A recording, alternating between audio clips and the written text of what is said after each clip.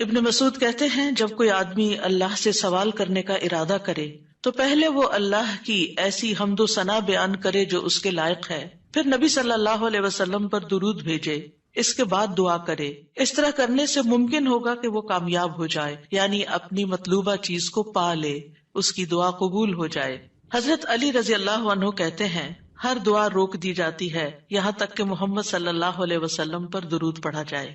یہ ان کے احساسات ہیں اور وہ سمجھتے ہیں کہ یہ درود ہی دعاؤں کو آگے بڑھانے والا ہے۔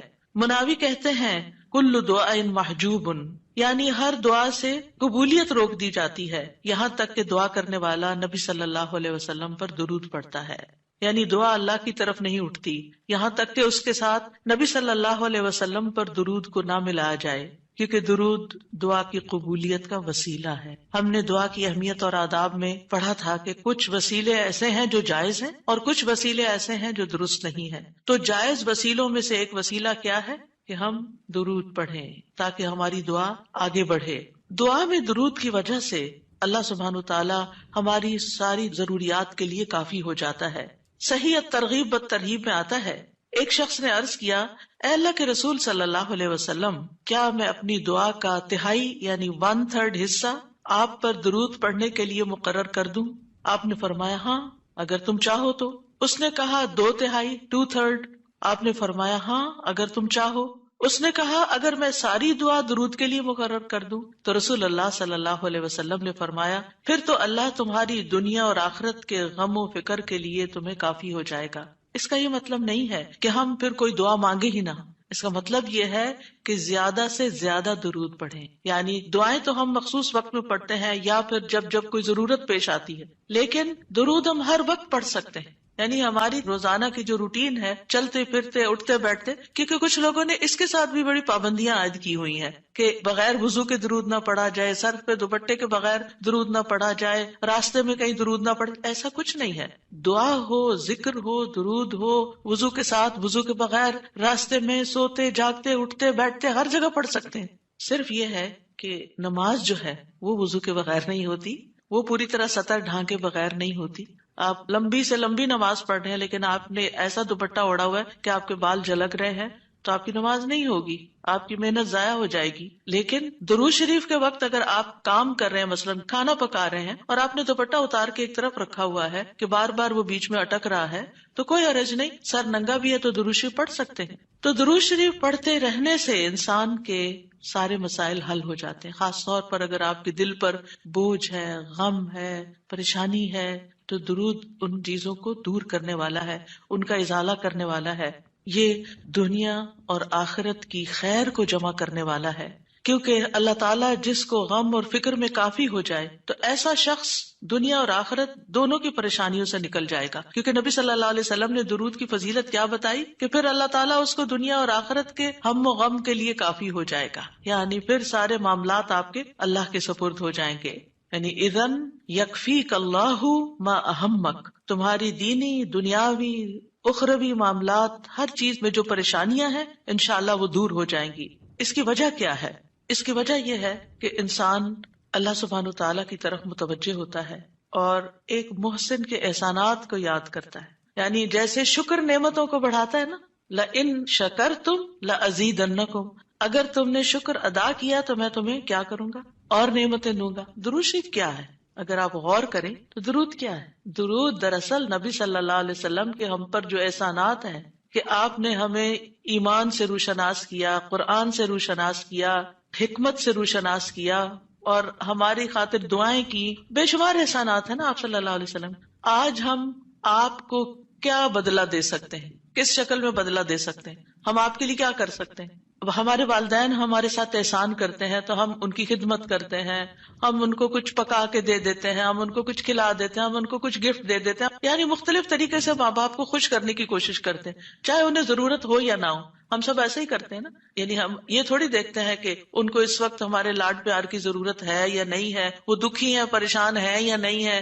ہم اپنی محبت کا اظہار کسی نہ کسی شکل میں کرتے رہتے ہیں۔ وہ فوت ہو جاتے ہیں تو پھر کیا کرتے ہیں؟ پھر ان کو وزٹ نہیں کر سکتے، ان کو دیکھ نہیں سکتے، ان کو کچھ دے نہیں سکتے، انہیں کچھ کھلا پلا نہیں سکتے، پھر ہم ان کے لیے بس صرف دعائیں کرتے ہیں یا صدقہ خیرات کر دیتے ہیں. یہی چیزیں ان کو فائدہ دیتی ہیں. نبی صلی اللہ علیہ وسلم کے احسانات ہم پر سب انسانوں سے زیادہ ہیں، ہمارے ماں باپ سے بھی زیادہ ہیں ہم پر. اگر ہم سیرہ پڑھیں اور دیکھیں کہ آپ نے کتنے دکھ اٹھائے، کتنے غم اٹھائے، کتنی پریشانیوں سے گزرے، تو حیران ہو جاتا ہے انسان کہ اتنی بھی سچی خیرخواہی کسی انسان کے اندر ہو سکتی. النبی اولا بالمؤمنین من انفسہم، نبی تو تم سے بھی زیادہ تمہارے لیے مہربان ہے. یعنی ہم اپنی جانوں کے بارے میں اتنے فکر مند نہیں ہوتے، ہم اپنے آپ کو خود جہنم کی آگ سے بچانے کے لیے وہ فکر نہیں کرتے جتنی فکر ہمارے نبی صلی اللہ علیہ وسلم نے ہمارے لیے کی.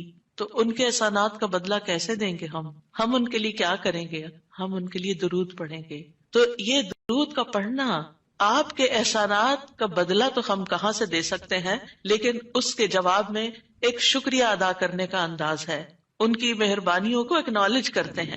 کیونکہ جو شکر گزار انسان ہوتا ہے وہ دنیا میں بھی مطمئن ہوتا ہے، اس کی ایک فلفلمنٹ ہوتی ہے، اور پھر یہ ہے کہ اس کے آگے کے مرحلے بھی آسان ہوتے. وہ جس کے ساتھ بھی شکر گزاری کا معاملہ کرتا ہے، عام انسانوں کے ساتھ بھی، تو وہ ان کا محبوب بن جاتا ہے. تو جب ہم اللہ تعالیٰ کا شکر ادا کرتے ہیں تو کیا ہم اللہ کے محبوب نہیں ہوں گے؟ جب ہم رسول اللہ صلی اللہ علیہ وسلم کا شکریہ ادا کرتے ہیں، اور شکریہ ادا کرنا صرف زبان سے تھینک یو کہنا نہیں ہوتا، وہ مختلف طریقے سے کسی کو دعا دینا بھی.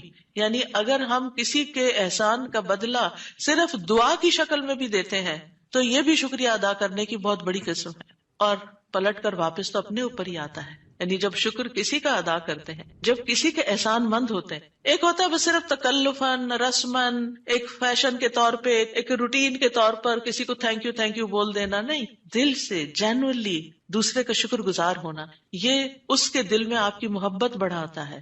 اس میں آپ کی نیت یہ نہیں ہوتی کہ وہ مجھ سے محبت کرے، نہیں، آپ اس کو اکنالج کر رہے ہوتے ہیں، اس کا احسان مان رہے ہوتے ہیں، اور اللہ تعالیٰ اس کے دل میں آپ کی محبت ڈال دیتا ہے. اور جو ناشکرے انسان ہوتے ہیں، جو ناقدرے ہوتے ہیں، سب سے پہلے تو ہم اللہ ہی کے حق میں ناقدرے، وما قدر اللہ حق قدری، ہم نے اللہ کی قدر ہی نہیں کی جیسا قدر کرنے کا حق ہے. ہم نے نبی صلی اللہ علیہ وسلم کی قدر ہی نہیں کی جیسا کہ قدر کرنے کا حق ہے. تو ہماری یہ تسبیحات اور ہمارا یہ درود شریف اس قدر کی طرف بڑھنے کا ایک چھوٹا سا جسچر ہے کہ ہم واقعی اس بات کو مانتے ہیں کہ ان کے ہم پر احسانات تھے. لہٰذا جب ہم درود پڑھتے ہیں تو اس کا مطلب یہ ہے کہ ہم نے باقی چیزیں چھوڑی اور ہم آپ کا حق ادا کرنے کی طرف متوجہ ہو گئے.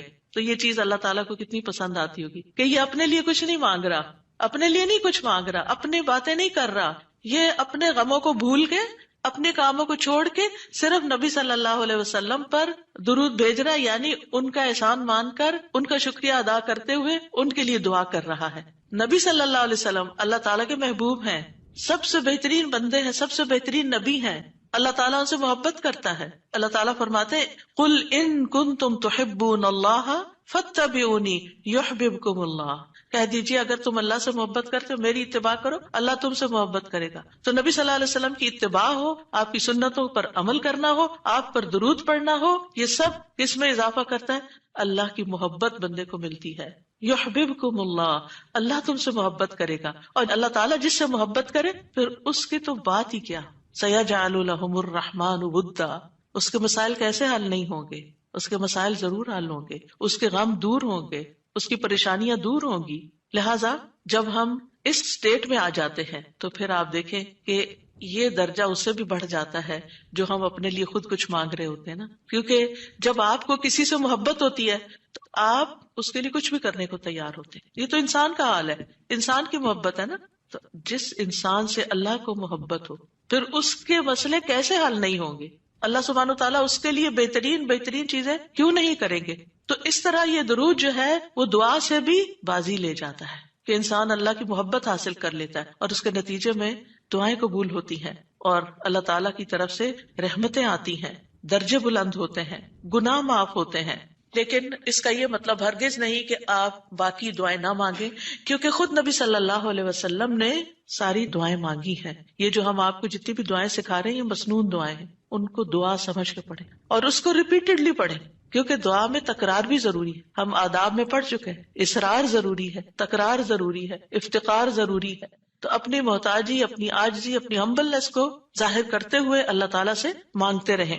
تو درود جو ہے اس کے بارے میں جو قرآن مجید میں آتا ہے، آیت دوبارہ سنتے ہیں، بے شک اللہ اور اس کے فرشتے نبی پر رحمت بھیجتے ہیں، اے لوگو جو ایمان لائے ہو تم بھی ان پر درود بھیجو اور خوب خوب سلام بھی بھیجتے رہا کرو۔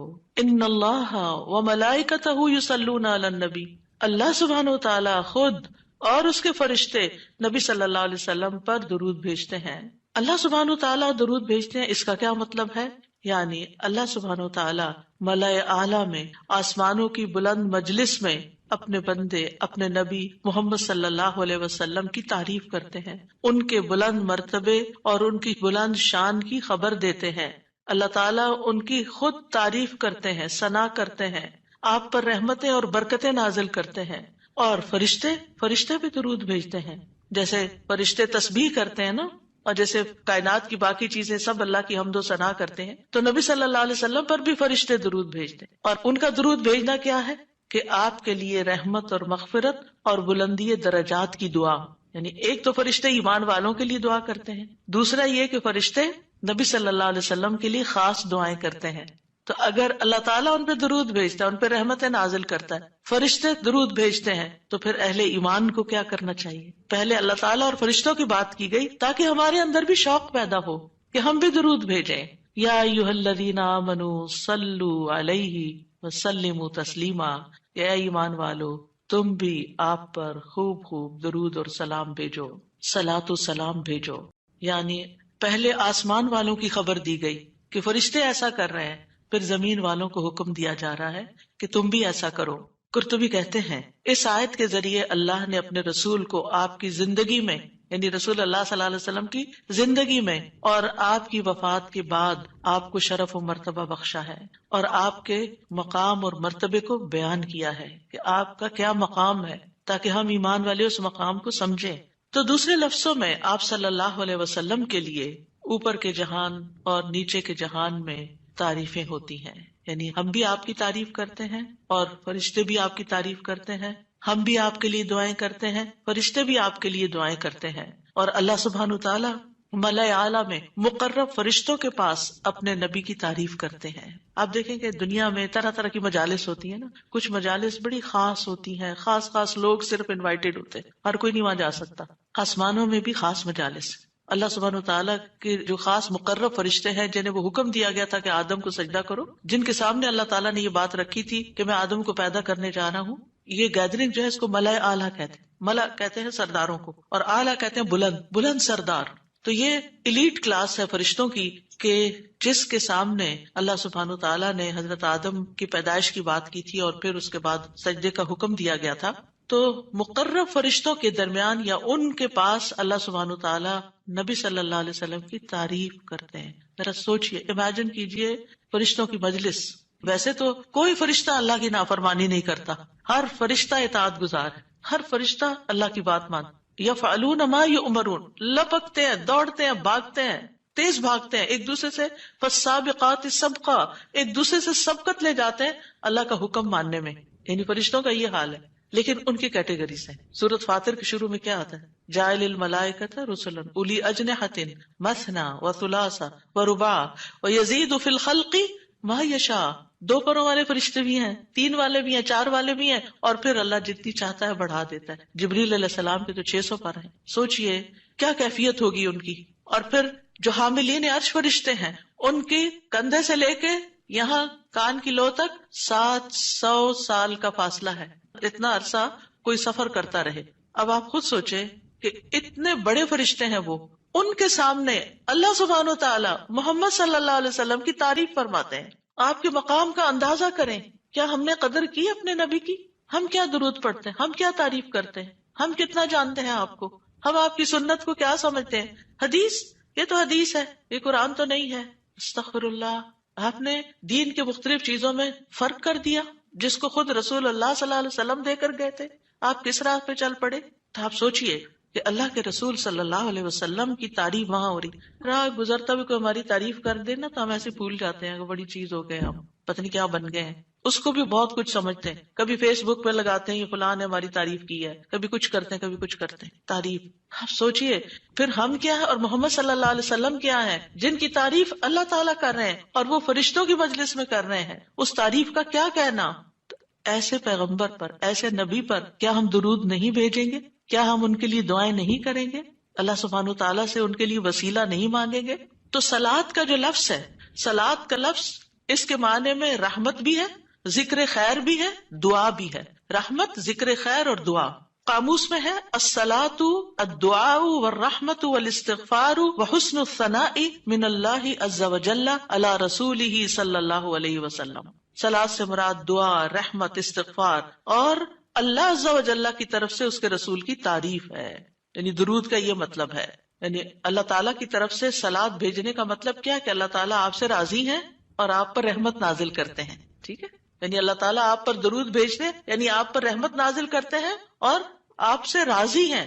ابن قیم کہتے ہیں نبی صلی اللہ علیہ وسلم پر اللہ کے صلاۃ بھیجنے سے مراد اللہ سبحانہ تعالیٰ کا آپ کی تعریف کرنا ہے اور آپ کی دیکھ بھال کرنا ہے اور آپ کے شرف کو ظاہر کرنا ہے اور آپ کی فضیلت اور حرمت کو ثابت کرنا ہے. اور فرشتوں کے صلاۃ بھیجنے کا مطلب کہ وہ دعا کے معنی میں ہے کہ وہ نبی صلی اللہ علیہ وسلم کے لیے دعا مانگتے ہیں. اور یہ بھی ممکن ہے کہ وہ اللہ سبحانہ تعالیٰ کے ساتھ مل کر نبی صلی اللہ علیہ وسلم کی تعریف کرتے ہیں کہ فرشتے بھی آپ کی تعریف کرتے ہیں. ابو عالیہ کہتے ہیں کہ معزز فرشتوں کا صلاۃ بھیجنا ان کا دعا کرنا ہے نبی صلی اللہ علیہ وسلم کے لیے. ابن عباس کہتے ہیں یصلون کا مطلب ہے وہ برکت کی دعا کرتے ہیں.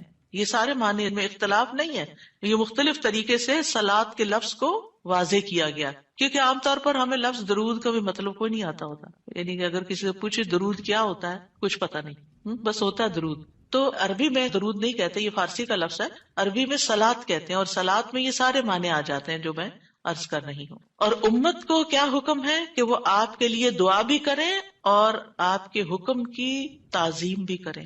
آپ کے حکم کو جو نبی صلی اللہ علیہ وسلم کا حکم ہے اس کو سب کے حکم پر فوقیت دیں، اس کو بڑا سمجھیں. ایک طرف ماں باپ کا حکم، ایک طرف رسول اللہ صلی اللہ علیہ وسلم کا حکم. اگرچہ اللہ سبحانہ تعالیٰ نے ہمیں ماں باپ کے ساتھ احسان کا حکم دیا ہے، ان کی بات ماننے کے لیے بھی کہا ہے، لیکن ان کے مقابلے میں اگر رسول اللہ صلی اللہ علیہ وسلم آ جاتے ہیں تو پھر ہمیں رسول اللہ صلی اللہ علیہ وسلم کی بات کو فوقیت دینی ہے، ترجیح دینی ہے، اہمیت دینی ہے. کیونکہ وہ شخص مومن ہی نہیں ہو سکتا جس کو نبی صلی اللہ علیہ وسلم اس کے والدین، اولاد اور سب انسانوں سے زیادہ محبوب نہ ہو جائے. یہ ایمان کا کرائیٹیریا ہے. سارے انسانوں، چاہے کوئی کتنے بڑے بڑے اسکالرز ہوں، سائنٹسٹ ہوں، ریسرچرز ہوں، چاند پہ جانے والے لوگ ہوں، جو مرضی ہوں، جہاں رسول اللہ صلی اللہ علیہ وسلم کی بات آ گئی یہ بات سچی ہے. صدق اللہ و رسولہ، اللہ اور اس کے رسول نے سچ کہا ہے. صحیح اوتھینٹک حدیث سامنے آ گئی ہے، ایسا ہی کرنا چاہیے. ریسرچز کہتی ہیں شہد نہ کھایا جائے کیونکہ اس میں بہت سویٹنس ہے. نہیں، قرآن کہتا ہے کہ شہد میں شفا ہے. نبی صلی اللہ علیہ وسلم نے تجربہ کروایا تھا ایک شخص کو، وہ شہد سے پہلے بیمار ہوا تھا اور پھر اسی سے ہی وہ ٹھیک ہوا تھا جس کا پیٹ خراب ہوا تھا. ہمارا یقین ہے اگر شہد خالص ہے، شہد ہے، کچھ اور نہیں، تو پھر اسی میں ہی شفا ہے. یہ ہو نہیں سکتا کہ جو بات قرآن کہہ دے اور جو بات نبی صلی اللہ علیہ وسلم کہہ دے پھر اس میں کوئی شک باقی رہے. کوئی شک نہیں. ہمیں اس شک کو دل سے نکالنا ہے. دو چیزیں ایمان میں خلل ڈالتی ہیں، شبہات اینڈ شہوات. کیونکہ جب ہمارے اندر ڈاؤٹس آ جاتے ہیں نا کسی چیز کے بارے میں تو پھر ہمارا یقین اٹھ جاتا ہے، پھر ہمارا عمل کمزور ہو جاتا ہے. اور اسی طرح جب ہماری خواہشات آگے آ جاتی ہیں تو پھر ہم لیزی ہو جاتے ہیں، ہم اپنی مرضی پسند کے محبوب کام کرنے لگتے ہیں اور دوسرے کاموں کو پیچھے کر دیتے ہیں، چاہے وہ ہمارے لیے زیادہ فائدے کی کیوں نہ ہو. ابن قیم کہتے ہیں ہمارا آپ پر صلاۃ بھیجنا یہ ہے کہ ہم اللہ تعالیٰ سے مطالبہ کرتے ہیں، ہم اللہ تعالیٰ سے دعا کرتے ہیں، اللہم، کہ اے اللہ ہمارے نبی کی اور بھی زیادہ تعریف کریں اور آپ کی فضیلت اور شرف کو ظاہر کریں اور آپ کی تکریم اور اپنی قربت کا آپ ان کے لیے اظہار کریں. یعنی اے اللہ تعالیٰ آپ ان کو اور زیادہ محبوب بنا لیں اور زیادہ ان کو عزت دیں اور زیادہ ان کے درجے بلند کریں. اور یہ سچے دل سے تو دعا اسی کی ہوگی نا جو نبی صلی اللہ علیہ وسلم سے محبت کرتا ہوگا اور آپ کی اہمیت کو جانتا ہوگا. ان لوگوں کا درود کیا درود ہوگا جو نبی صلی اللہ علیہ وسلم کو وہ عزت اور مقام دیتے ہی نہیں جو واقعی ان کا ہے. کیونکہ جب تک کسی سے محبت نہ ہو تو اس کے لیے اس درجے کی دعا بھی نہیں ہو سکتی. چاہے دن میں کوئی 10 دفعہ آپ سے کہنا میرے لیے دعا کرو، آپ کریں گے، لیکن اس پیار سے وہ دعا نہیں نکلے گی جس پیار سے وہ دعا نکلے گی جس سے آپ کے لیے محبت. وہ نہ بھی کہے تو آپ اس کے لیے دعائیں کرتے رہتے ہیں. اور پھر یہاں پر اس آیت میں صرف صلاۃ کی بات نہیں بلکہ کیا فرمایا؟ وَسَلِّمُوا تَسْلِيمًا. سلموا، آپ کو سلام کا تحفہ بھی دیں، صرف صلاۃ نہیں بلکہ سلام بھی کریں. تسلیم کا کیا مطلب ہے؟ کہ آپ پر خیر و برکات نازل ہوں، آپ پر اللہ کی رحمتیں ہوں، سلامتیاں ہوں، اور آپ ہر طرح کی تکالیف اور آفتوں سے محفوظ رہیں، ہر طرح کے نقائص سے پاک رہیں. جب ہم کہتے ہیں نا اللہم سلم علی محمد، درود ویسے تو یوں پورا پڑھ کر اللہم صلی وسلم علی نبینا محمد، تو اس کا مطلب کیا ہے کہ یا اللہ محمد صلی اللہ علیہ وسلم کے لیے آپ کی دعوت میں، یعنی آپ نے جو دعوت دی لوگوں کو اسلام کی طرف، آپ کی امت میں اور آپ کے ذکر خیر میں ہر طرح کی سلامتی لکھ دے، ہر طرح کے نقص سے سلامتی ہو جائے. اور اس طرح امت آپ کے لیے جتنی دعائیں کرتی جا رہی ہے، یعنی جب سے نبی صلی اللہ علیہ وسلم کے بارے میں یہ آیت اتری اور جب سے صحابہ کرام اور پھر تابعین تبع تابعین اور امت کے باقی لوگ ان ساری صدیوں میں آپ کے لیے یہ دعا کر رہے ہیں، ان ساری دعاؤں کے اس درود کے نتیجے میں آپ کا مقام بلند ہوتا جا رہا ہے، ہوتا جا رہا ہے، ہوتا جا رہا ہے.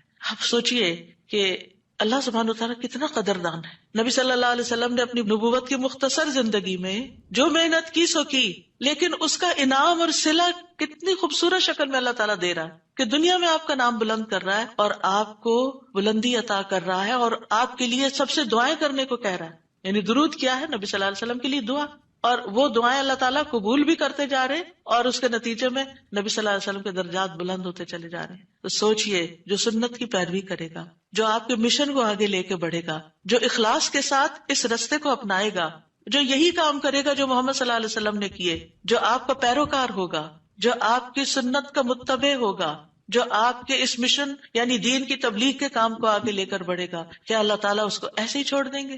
کیا اللہ سبحانہ تعالیٰ اس کی قدر نہیں کریں گے؟ ہم سب انسان کسی نہ کسی طرح دنیا میں بلندی چاہتے ہیں، کوئی ڈگری کے ذریعے، کوئی مال کے ذریعے، کوئی کسی ذریعے دوسروں سے آگے نکلنا چاہتا ہے، بلند مرتبہ ہونا چاہتا ہے. لیکن اس راستے کو چھوڑ دیتے ہیں کیونکہ اس راستے کو بظاہر یوں لگتا ہے کہ اس سے کیا ملے گا، ہمیں اس سے کون سی بلندی مل جائے گی، اور اس طرح ہم نبی صلی اللہ علیہ وسلم کے طریقہ کار کو چھوڑ کر اور طریقوں کو اختیار کرنے لگتے ہیں. ہم سمجھتے ہیں شاید اس میں زیادہ خیر ہے یا اس سے ہمیں زیادہ بھلائی یا کوئی بڑائی مل جائے گی. نہیں، اصل بات یہ ہے کہ ہمیں جو عزت یہ دین دے سکتا ہے، جو مرتبوں کی بلندی، جو اللہ کی رحمتیں، جو خیر اور لازوال نعمتیں جنہیں کبھی ختم نہیں ہونا، جو اس راستے سے مل سکتی ہیں، وہ دنیا میں کوئی اور راستہ ہے ہی نہیں ان سب نعمتوں کو پانے کا. پھر بھی ہم اپنے دین کو حقیر سمجھتے ہیں اور دین کی خدمت کو فارغ وقت کا کام سمجھتے ہیں اور پورے خوشی اور محبت اور خلوص کے ساتھ یہ کام نہیں کرنا چاہتے. ہمیں ضرورت رہتی ہے کہ کوئی اور آئے، دھکا سٹارٹ کرے اور پھر ہم آگے بڑھیں، کوئی ہمیں موٹیویٹ کرے تو پھر ہم کچھ کریں. ہم خود سے کچھ کرنے والے نہیں. ہم کس بات کے انتظار میں ہیں؟ اصل مشکل یہ کہ ہمارے یقین میں کمی ہے، تو اس یقین کو بڑھانے کی ضرورت ہے. تو اللہ سبحانہ وتعالیٰ اپنے فرشتوں کے بعد ایمان والوں کو حکم دیتا ہے کہ اے مومنو، تم تو زیادہ حقدار ہو کہ نبی پر درود و سلام بھیجو، کیونکہ تمہیں ان کی رسالت سے جو برکتیں حاصل ہوئی ہیں، جو فیض حاصل ہوا ہے، وہ فرشتوں کو تو نہیں ہوا نا. فرشتے تو پہلے سے اللہ کی عبادت کرے. ہمیں عبادت کے طریقے کس نے سکھائے؟ محمد صلی اللہ علیہ وسلم نے سکھائے. آپ کی بدولت ہمیں یہ ساری نعمتیں ملی، تو ہمیں تو زیادہ پھر درود بھیجنا چاہیے.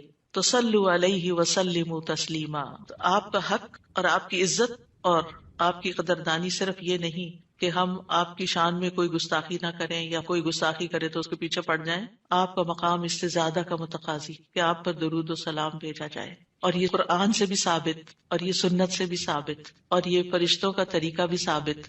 اسی لیے آپ دیکھیں کہ نماز کے اندر درود پڑھنا واجب ہے. واجب ہے. اگر آپ نے التحیات پڑھ کے سلام پھیر دیا، درود نہیں پڑھا، تو آپ کی نماز ناقص ہے. لیکن اگر آپس میں آپ کو وضو ٹوٹ رہا ہے مثال کے طور پر، اور آپ سوچتے ہیں کہ اب اگر میں اس موقع پر میری نماز جاتی ہے تو میں کیا کروں گا، تو اگر آپ صرف اتنا بھی پڑھ دیتے ہیں نا اللہم صلی وسلم علی نبینا محمد اور سلام پھیر دیتے ہیں، نماز ہو جاتی ہے. تو یہ یعنی عام حالات میں بھی ہم درود پڑھ سکتے ہیں اور نماز میں تو پڑھنا ہی پڑھنا ہے. اور پھر اذان کے بعد اور مختلف مواقع پر انشاءاللہ دیکھتے ہیں. شیخ سعدی کہتے ہیں آپ صلی اللہ علیہ وسلم پر درود بھیجنا اللہ سبحانہ تعالیٰ اور اس کے فرشتوں کی اقتدا ہے. اور جو حقوق ہم پہ عائد ہوتے ہیں اس کا بدلہ دینا بھی مقصود ہے. آپ کی محبت اور آپ کی تکریم کی علامت ہے. جو آپ سے جتنی محبت کرے گا اتنا ہی درود بھیجے گا.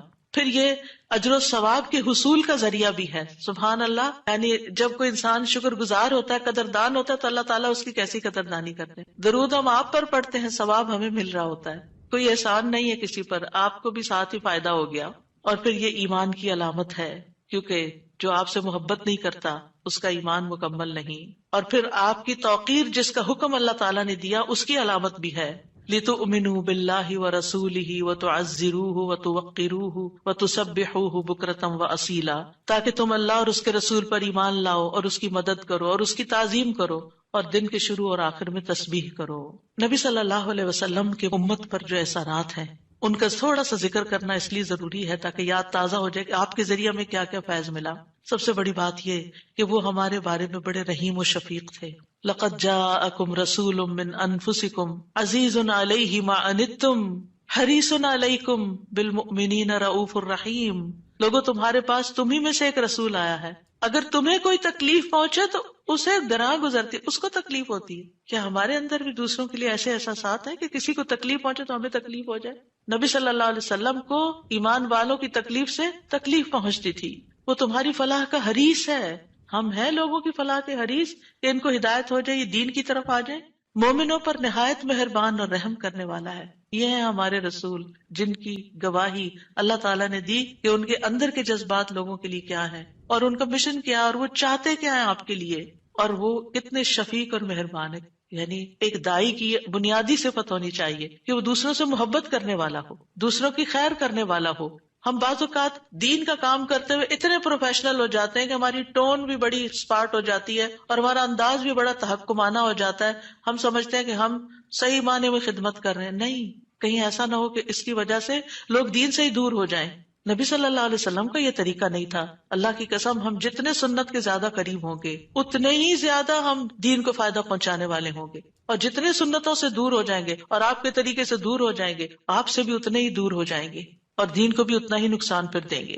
نبی صلی اللہ علیہ وسلم مومنوں پر ان کی جانوں سے بھی زیادہ قریب ہیں. النبی اولی بالمؤمنین من انفسہم وازواجہ امہاتہم. یہ نبی مومنوں پر ان کی جانوں سے زیادہ حق رکھنے والا ہے اور اس کی بیویاں ان کی مائیں ہیں. نبی صلی اللہ علیہ وسلم نے فرمایا دنیا میں کوئی مومن ایسا نہیں جس سے میرا دنیا اور آخرت میں سب سے زیادہ قریب کا رشتہ نہ ہو. اگر چاہتے ہو تو یہ آیت پڑھ لو. یعنی صرف اس دور کے لوگوں کے لیے نہیں تھے آپ قریب، بلکہ ہمارے لیے بھی ہیں. فرمایا یہ آیت پڑھ لو النبی اولی بالمؤمنین من انفسہم. نبی مومنوں پر ان کی جانوں سے بھی زیادہ قریب ہیں.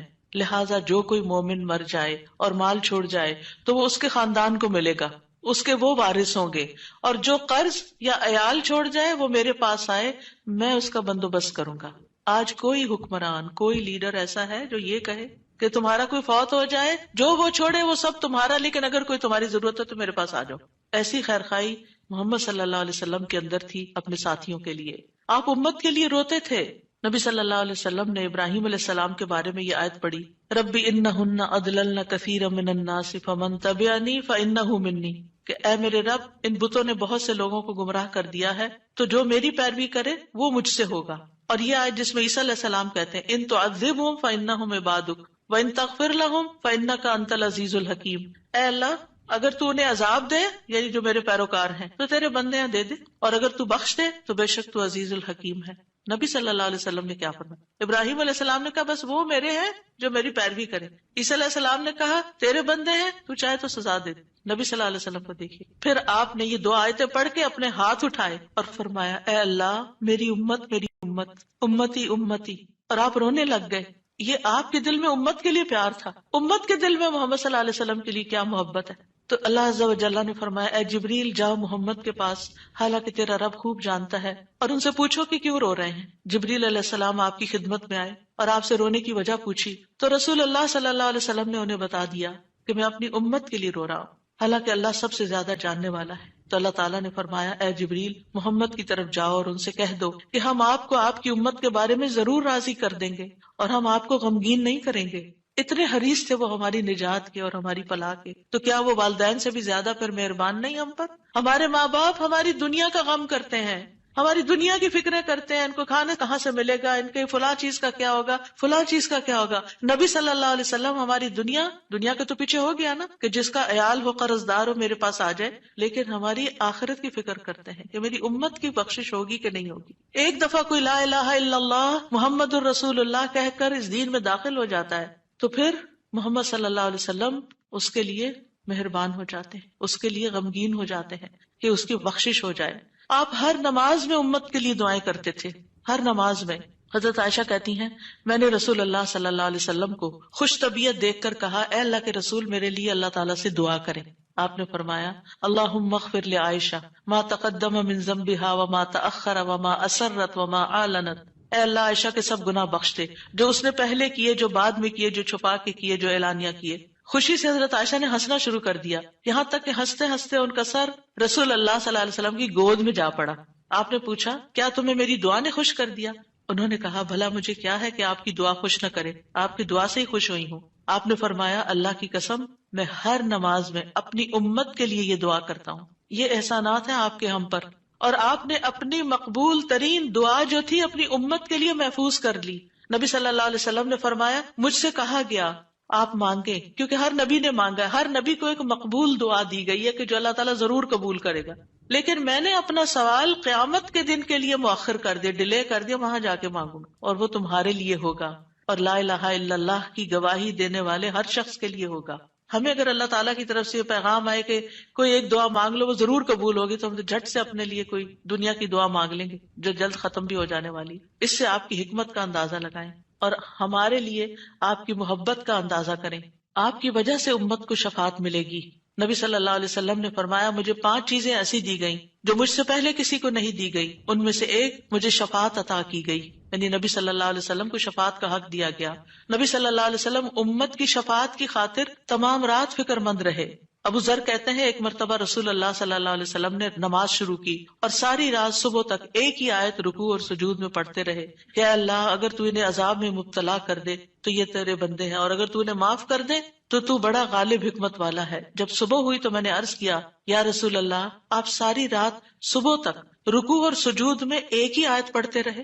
آپ دیکھیے کہ وہ جو سوال اکثر آتا ہے نا کہ سجدے میں قرآنی دعا پڑھ سکتے ہیں یا نہیں، اس کا یہ جواب ہے، ٹھیک ہے، کہ قرآنی آیت جو دعا کی شکل میں ہو وہ پڑھ سکتے ہیں۔ آپ صلی اللہ علیہ وسلم نے فرمایا میں اپنے رب سے اپنی امت کے لیے سفارش کا حق مانگ رہا تھا، یہ دعا کر کے امت کے لیے سفارش کا حق مانگ رہا تھا جو اللہ نے مجھے عطا کر دیا، اور انشاءاللہ یہ ہر اس شخص کو نصیب ہوگی جو اللہ کے ساتھ کسی کو شریک نہیں ٹھہراتا، شرک نہیں کرتا۔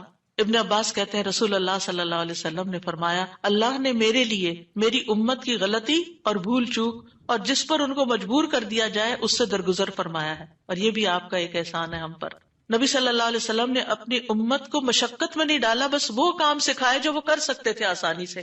آپ صلی اللہ علیہ وسلم نے فرمایا اگر میری امت پر مشقت نہ ہوتی تو میں انہیں ہر نماز کے وقت وضو کرنے کا حکم دیتا، یعنی چاہے وضو ہوتا پھر بھی دوبارہ حکم دیتا، لیکن اگر وضو ہے تو دوبارہ نہ بھی کرو، یہ آسانی دی آپ نے۔